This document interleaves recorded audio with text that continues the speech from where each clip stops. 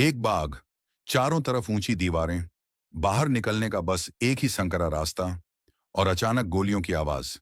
10 minute, 1650 गोलियां और सैकड़ों लाशें।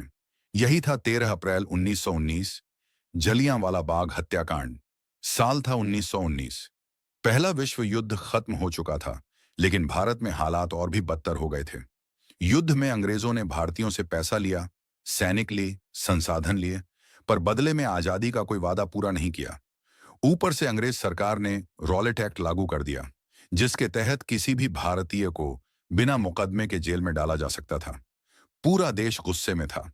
पंजाब इस गुस्से का केंद्र बन चुका था। अमृतसर में दो बड़े नेता, डॉक्टर सत्यपाल और डॉक्टर सैफुद्दीन किचलू, को गिरफ्तार कर लिया गया। इससे जनता और भड़क उठी। 13 अप्रैल 1919, बैसाखी का दिन।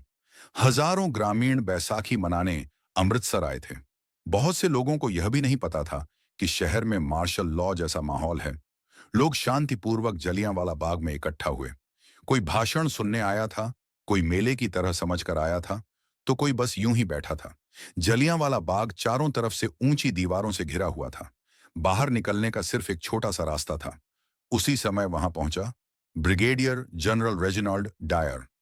डायर के साथ 90 सिपाही थे, जिनके पास राइफलें और गोलियां थीं। बिना किसी चेतावनी के, बिना भीड़ से कुछ कहे, डायर ने आदेश दिया, फायर। और फिर नरसंहार शुरू हो गया।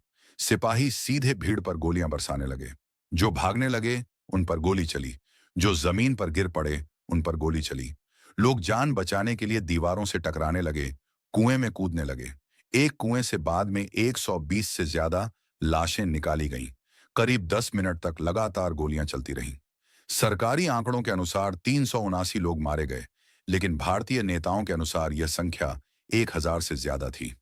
गोलियां खत्म होने पर डायर अपने सिपाहियों के साथ चुपचाप चला गया। न घायलों की मदद की गई, न डॉक्टर बुलाए गए, न पानी दिया गया। रात भर लोग तड़पते रहे और कई घायल वहीं दम तोड़ते रहे। पूरा देश सन्न रह गया। जब यह खबर फैली तो भारत की आत्मा हिल गई। रविंद्रनाथ टैगोर ने विरोध में अपनी सर की उपाधि लौटा दी।